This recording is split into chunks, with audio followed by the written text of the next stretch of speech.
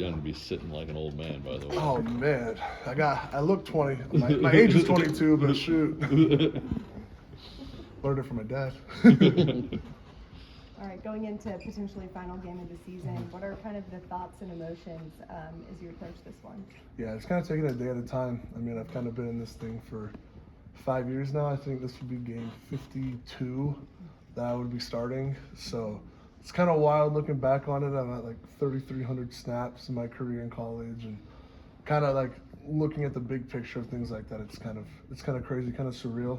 So right now I'm just trying to take it a day at a time. You know, it's still a game day coming up. We want to get bowl eligible. We got a really tough opponent.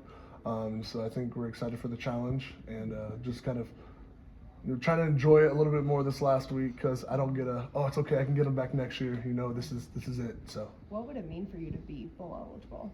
Yeah, a lot. You know, I've only gone to one bowl game throughout my career. I went to the Texas Bowl in 23. I would have went to one my first year in 21, but with like COVID and stuff like that, our whole team got COVID when I was at A&M. And then last year, you know, being 5-7, and then my second year is when I unfortunately had my ACL injury, but we were 5-7 that year, and so it's like going 5-7 again. I feel like I'm cursed a little bit. I don't know, but no, it's something I'm trying to do. You know, I love it. The one time I got to go, it was a bunch of fun with the guys. So.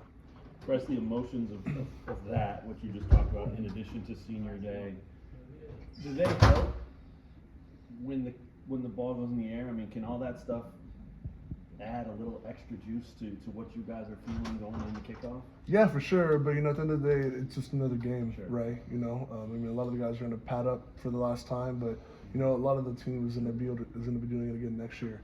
And so I kind of look back at it. I'm like, I don't know if it'll get me any more juiced per se. I mean, I'm pretty juiced before games. I get excited. I'm always excited to play. But it's like kind of like one of those, like, don't be like upset or sad that it's over. Be kind of more happy that you got to experience everything and got to do this for that. A lot of people have like these dreams and aspirations to do, and I got to be one of the few who got to do it. Bryce, what do you see from Utah's defense? Yeah, they're a physical group. They're super physical. I think they pride themselves on being physical and playing fast.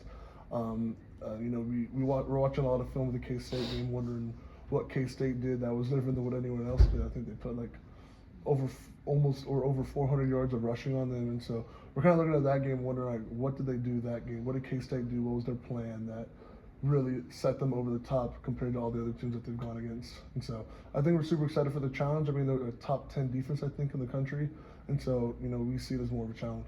Bryce, I got a question after the football season's over. How do you handle track if you want to maybe go for the NFL?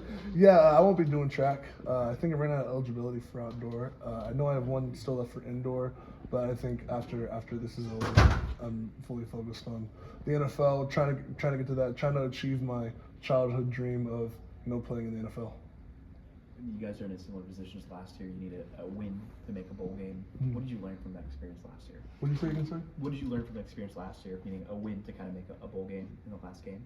Yeah, it's like, I mean, it's especially after a game like last week. You know, we're going in 5-6 after getting our butts kind of handed to us, to be honest, by Iowa State. And so last year was a little bit different because we were coming off a win against ranked opponents. So, you know, we were still on that high. We were still trying to keep it trucking, and then kind of got punched in the face. And so I think looking back on that, it's kind of an experience of, okay, we know the last week people are just going to sit down and lay down.